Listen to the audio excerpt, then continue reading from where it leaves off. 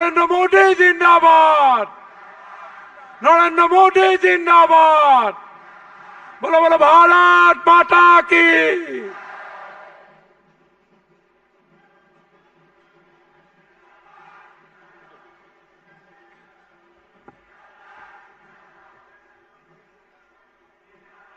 সকল রাইজলৈ ধন্যবাদ জ্ঞাপন কৰিছো। ইতিমধ্যে আমাৰ ভাৰতবৰ্ষৰ যশস্বী প্ৰধানমন্ত্ৰী নৰেন্দ্ৰ মোদী ডাঙৰীয়া আমাৰ মাজত আহি উপস্থিত হৈছেই। আমি তেখেতক সম্বৰ্ধনা জনাব বিচাৰিছো আৰু আমি সম্বৰ্ধনাৰ গোটেই প্ৰক্ৰিয়াটো আমি আগবঢ়াব বিচাৰিছো। এখনি গামোচাৰে সম্বৰ্ধনা জনাব আমাৰ সৰ্বানন্দ সোণোৱাল ডাঙৰীয়াই। হেংদাঙে তেখেতৰ আমাৰ সূৰ্য বীৰ্যৰ হেংদাং এক উপহাৰ প্ৰদান কৰিব পবিত্ৰ মাৰ্ঘেৰিটা আৰু যোগেন মোহন ডাঙৰীয়াই।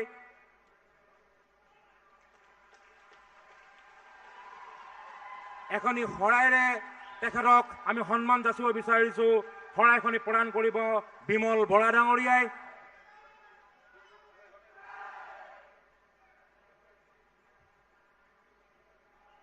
নৰেন্দ্ৰ মোদী, নৰেন্দ্ৰ মোদী, ভাৰত মাতা কি, ভাৰত মাতা কি। আৰু আমি তেখেতক বক্তব্য ৰাখিবৰ বাবে অনুৰোধ জনাইছো। भारत माता की, भारत माता की। समय की मेरी कठिनाई है, इसलिए मैं ज्यादा फॉर्मेलिटी नहीं कर पा रहा हूं। शायद बहुत लोगों को बोलना बाकी होगा, लेकिन मुझे हेलीपैड पर तुरंत वापस पहुंचना पड़ेगा, वरना मेरा हेलीकॉप्टर टेक ऑफ नहीं कर पाएगा। जो लोग पेंटिंग वगैरह लाए हैं, मैं एसपीजी के लोगों को कह देता हूं, वो ले लेते हैं। मैं आपका बहुत आभारी हूं। भारत माता की, भारत माता की। इस चुनाव में जो उम्मीदवार है वो जरा आगे आ जाए। जो चुनाव में उम्मीदवार है, जो कैंडिडेट है, वो आगे आ जाए। 1 मिनट में उनके पास जाके आता हूं।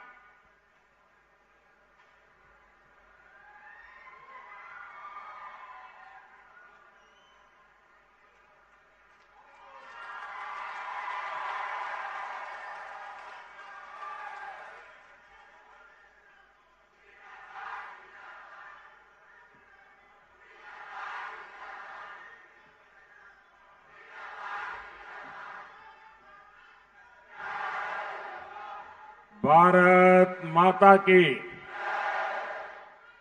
जोयतु मां कामाख्या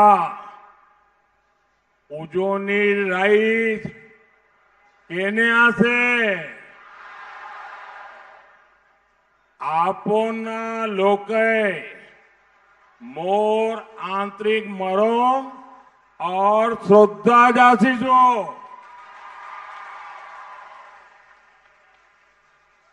डिब्रूगढ़ में आने का अनेक बार मुझे अवसर मिला है, लेकिन इतना जोश, इतना उत्साह, यह अभूतपूर्व है।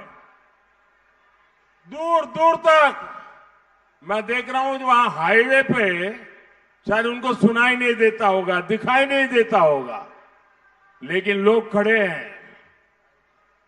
साथियों, कांग्रेस पहले से ही हैरान परेशान पड़ी हुई है। अब ऐसी तस्वीरें कांग्रेस को वोट से ठीक पहले और पस्त कर देगी। ये जो उत्साह है, वो एक ही गारंटी दे रहा है, आपको ये बार, आपको ये बार, आपको ये बार, आपको ये बार बीजेपी सरकार, आपको ये बार एनडीए सरकार। साथियों, डिब्रूगढ़ वो क्षेत्र है जिसने असम के इतिहास में भी बड़ी भूमिका निभाई है और विकसित असम के भविष्य में भी इसका बड़ा रोल होने वाला है। राजा स्वर्गदेव चाओलुंग सुखपा ने अहोम साम्राज्य की स्थापना की और उसके बाद असम आगे ही बढ़ता गया। महान योद्धा लचित बरफुकन और कोच वंश के महान सेनापति वीर चिलाराय ने इस विरासत को आगे बढ़ाया। असम में एक भारत श्रेष्ठ भारत की एक शानदार विरासत रही है। अहोम, मोरन, मोटोक, चुटिया, सोनोवाल कथारी, टी ट्राइब, मिसिंग, देवरी, ऐसे अनेक समाज यहां सदियों से पूरे सौहार्द के साथ रहते हैं। कोई असमिया बोलता है, कोई बांग्ला, तो कोई हिंदू है, लेकिन हर कोई विकसित असम चाहता है, विकसित भारत चाहता है। साथियों, भारत रत्न भूपेन हजारिका जी, भारत रत्न लोकप्रिय गोपीनाथ बरदोलोई जी, महान नायक ज्योति प्रसाद अग्रवाला जी, ऐसी अनेक महान संतानों ने असम के समाज को दिशा दी है। ऐसे हमारे सभी महान पूर्वजों की प्रेरणा से आज बीजेपी एनडीए सरकार डिब्रूगढ़ को, उजोनी ओखोम को फिर से समृद्धि का, व्यापार कारोबार का बहुत बड़ा हब बना रही है। हम ऊपरी असम को कांग्रेस की उपस्था से बाहर निकाल रहे हैं। कांग्रेस के दशकों के कुशासन ने असम की कनेक्टिविटी की कोई चिंता नहीं की। बोगीबील ब्रिज हो, भूपेन हजारिका सेतु हो, जोरहाट माजुली सेतु हो, ब्रह्मपुत्र और अन्य नदियों पर बन रहे ऐसे सेतु इस क्षेत्र की कनेक्टिविटी को नई ऊंचाई पर पहुंचा रहे हैं। साथियों, यहां इस सभा में बड़ी संख्या में युवा मुझे दिख रहे हैं। ये जो युवा साथी हैं, उनको 2016 से पहले के असम की बातें उतनी याद नहीं होगी।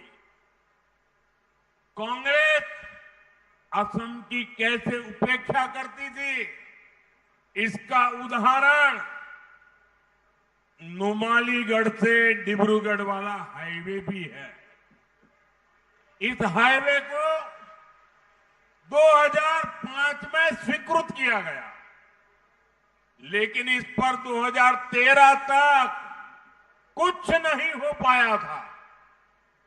और तब केंद्र में कांग्रेस की ही सरकार थी। प्रधानमंत्री भी असम के थे, यहां से भेजा गया था। कांग्रेस सरकार का असम के प्रति यही सौतेला रवैया था। ऊपरी असम और बराक वैली दोनों को कांग्रेस ने भुला दिया था। इसलिए कांग्रेस के राज में असम इतना बंटा हुआ रहा। साथियों, कांग्रेस ने आपकी उपेक्षा की, भाजपा ने आपकी आकांक्षा को आंखों पर रखा। कांग्रेसे आपना लोको उपेक्षा करीछील। भाजपाई आपना लोकोर आहा आकांक्षा खुदाय अग्राधिकार दिया ही से। अब आप आज की तस्वीर देखिए। कुछ दिन पहले पूरी दुनिया ने मोरन का वो भव्य दृश्य भी देखा जब बीजेपी एनडीए सरकार के बनाए हाईवे पर लड़ाकू जहाज उतरे। मैं खुद वायुसेना के जहाज से सड़क पर उतरा। 10 साल पहले असम के लोगों को गुहार लगानी पड़ती थी कि गाड़ियां चल पाए, कम से कम ऐसी रोड तो बनाइए। आज ऐसे हाईवे बने हैं जहां गाड़ियां तो गाड़ियां, हवाई जहाज भी उतरते हैं। ये दिखाता है कि बीते 10 वर्षों में असम कितना बदला है। साथियों, बीजेपी एनडीए सरकार पूरे असम को कनेक्ट भी कर रही है और प्रशासनिक रूप से भी पहुंच में ला रही है। अब मुख्यमंत्री का सेक्रेटेरिएट डिब्रूगढ़ आ रहा है। यहां असेंबली का भी नया कॉम्प्लेक्स बन रहा है। ये पूरे ऊपर असम के लिए बहुत बड़ी सुविधा होगी। साथियों, असम का ऐसा ही तेज विकास होता रहे, इसके लिए डबल इंजन सरकार बहुत ही जरूरी है। वर्तमान दरई अहोमोर द्रुत उन्नयन हुई था कि बोले डबल इंजन सरकार प्रयोजना से। साथियों, कांग्रेस के कारनामों का बेहतरीन उदाहरण डिब्रूगढ़ का असम गैस क्रैकर प्रोजेक्ट है।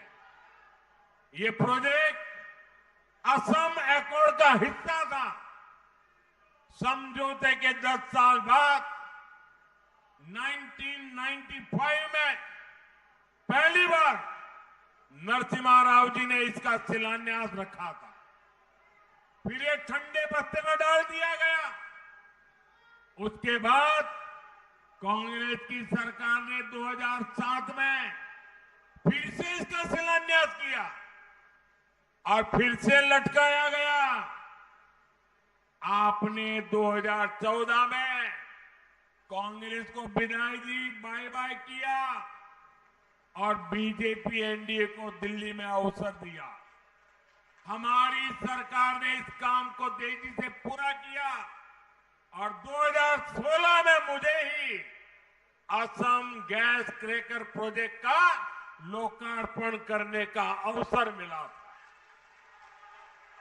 यानी समझौते के 30 साल बाद असम को गैस क्रैकर प्रोजेक्ट मिला।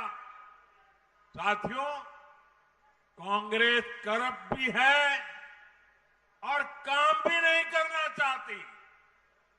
कांग्रेस ये दुर्नीतियों करे और कामों करीबो लाई ने विचारे। इसके कारण असम की अनेक पीढ़ियों को बेरोजगारी झेलनी पड़ी। लेकिन बीजेपी एनडीए सरकार रोजगार बनाने के लिए ईमानदारी से प्रयास कर रही है। बीजेपी एनडीए असम को भारत की ऊर्जा राजधानी बनाने में जुटी है और इसका बड़ा हब डिब्रूगढ़ होने जा रहा है। ये ऊपर असम होने जा रहा है। कांग्रेस के राज में असम से तेल निकला, लेकिन रिफाइनिंग बाहर हुई। असम से गैस निकली, लेकिन इंडस्ट्री कहीं और लगी। इस स्थिति को भाजपा सरकार बदल रही है। अब असम इसमें आत्मनिर्भर बन रहा है। आज आप देखिए, नुमालीगढ़ रिफाइनरी की क्षमता 3 गुना बढ़ रही है। दुनिया ग्रीन एनर्जी की तरफ जा रही है। असम में देश की पहली बांस आधारित बायो रिफाइनरी लग रही है। नाबरू के खाद कारखाने का विस्तार किया जा रहा है। Assam north east gas grid का, गैस पाइपलाइन का बहुत बड़ा केंद्र बन रहा है। यानी बीजेपी एनडीए हर वो काम कर रही है जिससे असम सबसे आगे रहे, जिससे असम के युवाओं को रोजगार मिले। बीजेपी एनडीए ईसैब और काम कोरिया से जार द्वारा अहोम होकोलोस के आगत था के जार द्वारा अहोम और युवक युवती हौकले हस्तान पाए। साथियों, बीजेपी एनडीए असम को चाय और चीप दोनों का पावर हाउस बनाने में जुटी है। चाय की ताकत तो आपके पास पहले से ही थी, अब असम को चीप के लिए भी जाना जाएगा। चीप आज के उद्योगों की लाइफलाइन है। फोन हो, टीवी हो, गाड़ियां हो, जो भी स्मार्ट है, वो हर सामान और सर्विस चीप से ही चलती है। असम अब दुनिया को चाय के अलावा चीप भी देने वाला है। ऐसे हर सामान के कारखानों के लिए असम में बहुत बड़ी संभावनाएं बन रही है। साथियों, विकास को लेकर कांग्रेस की सोच कैसी है, ये उनके चुनाव प्रचार से भी पता चलता है। कांग्रेस का बीजेपी एनडीए पर आरोप क्या है? ये लोग कह रहे हैं कि हमारी सरकार ने सड़कों के लिए, रेलवे के लिए, इंडस्ट्री के लिए जमीनें दी, यानी असम की जनता को सुविधा मिले, किसानों को सुविधा मिले, नौजवानों को रोजगार मिले, इसलिए जो लैंड दी गई इसका कांग्रेस विरोध कर रही है। अगर कांग्रेस ने अपने समय ये सब किया होता तो असम की इतनी पीढ़ियों को परेशानियां न झेलनी पड़ती। साथियों, लैंड की असली लूट क्या होती है, ये मैं आपको बताता हूं। कांग्रेस की जो यथाकथित फर्स्ट फैमिली है, दिल्ली में जो रहती है, शाही परिवार, जो देश का सबसे भ्रष्ट परिवार है, असली लैंड एटीएम तो वो है। इन लोगों पर दिल्ली और मुंबई जैसे बड़े शहरों में नेशनल हेराल्ड घोटाला करके हजारों करोड़ रुपए की जमीन पर कब्जा करने का आरोप है। इसको लेकर अदालत में केस चल रहे हैं।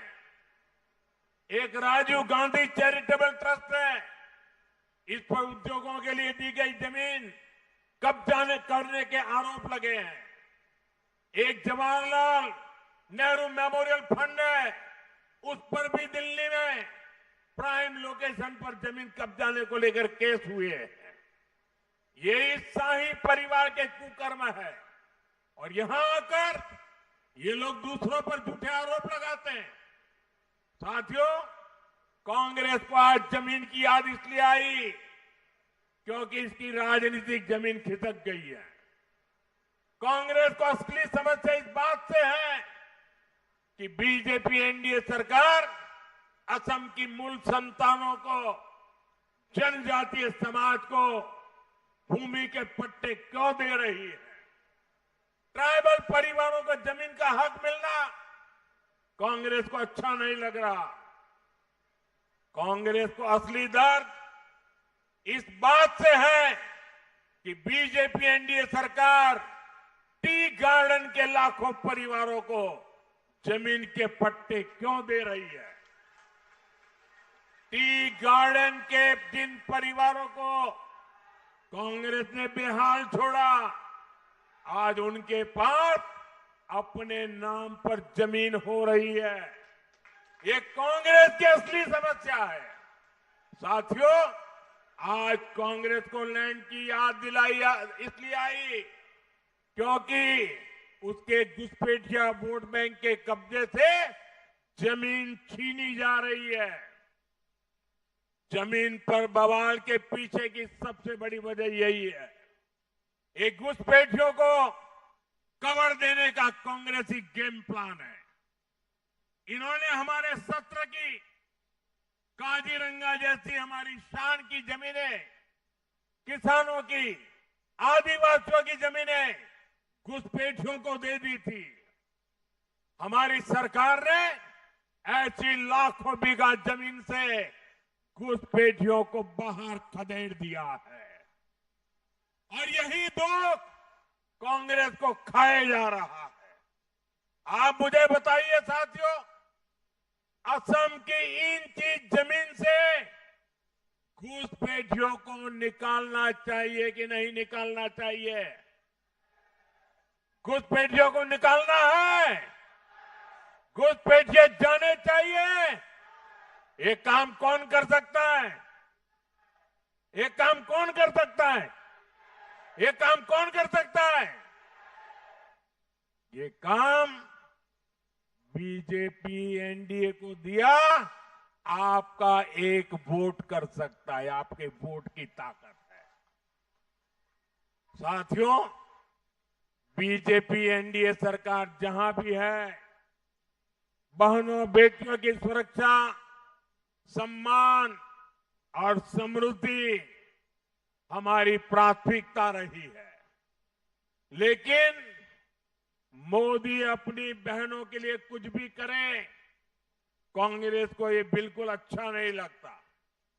कुछ दिन पहले मैं चाय बागान में गया था, वहां की बहनों से मिला।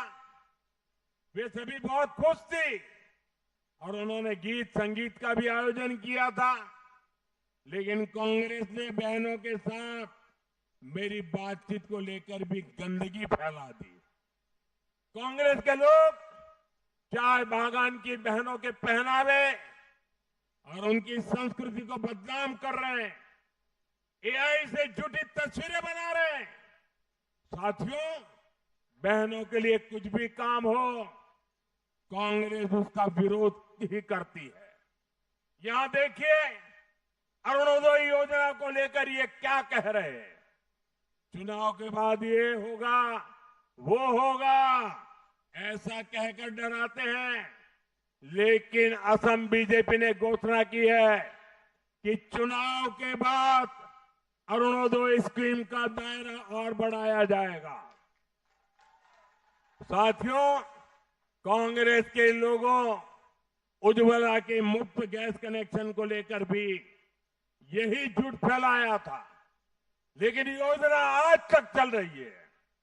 ये लोग लखपति दीदी अभियान को लेकर भी ये झूठ फैलाते थे। आज असम की लाखों बहनें लखपति दीदी बन चुकी है और आने वाले समय में 40 लाख बहनों को लखपति दीदी बनाने का हमारे लक्ष्य रखा है। साथियों, कांग्रेस ने तो सालों तक महिला आरक्षण के मामले को भी लटकाए रखा। एनडीए ने नारी शक्ति वंदन अधिनियम पारित करवाया। इसे देश की संसद और असम की विधानसभा में भी 33% आरक्षण बहनों बेटियों को मिल पाएगा। और अभी 16, 17 और 18 अप्रैल को संसद का विशेष सत्र होना है। इसमें महिला आरक्षण कानून में संशोधन पर चर्चा की जाएगी। कानून में ऐसे प्रावधान किए जाएंगे कि 2029 यानी 2029 के लोकसभा चुनाव में कम से कम 33% महिलाएं सांसद जरूर बनेगी। मैंने कांग्रेस से भी आग्रह किया है कि वो इस पर राजनीति न करे। इस संशोधन को पूरा समर्थन दे ताकि सर्वसम्मति से महिलाओं के हक में निर्णय हो पाए। मैं असम की सभी बहनों से भी आग्रह करूंगा कि कांग्रेस के नेता आपसे वोट मांगने आए तो उनको इस कानून का समर्थन करने के लिए जरूर कहें। साथियों, अब मतदान, आज चुनाव प्रचार कल शाम को पूरा हो जाएगा। अब कुछ ही घंटे इस प्रकार से बाकी है। आपने बीते महीने में बहुत मेहनत की है। अब आने वाले 2-3 जो भी समय आपके पास है, 2-3 दिन का अधिक मेहनत जरूरी है। आपको याद रखना है 9 अप्रैल को वोटिंग के भी रिकॉर्ड टूटने चाहिए। टूटेंगे? हर बूथ में ज्यादा वोटिंग होगा, पहले से ज्यादा होगा और विजय के भी नए रिकॉर्ड बनने चाहिए। बनेंगे? भारी बहुमत से जीतेंगे। इस बार रंगोली बिहू को हमें विकसित असम के लिए नई ऊर्जा के उत्सव के रूप में मनाना है। कल शाम को चुनाव प्रचार पूरा होगा।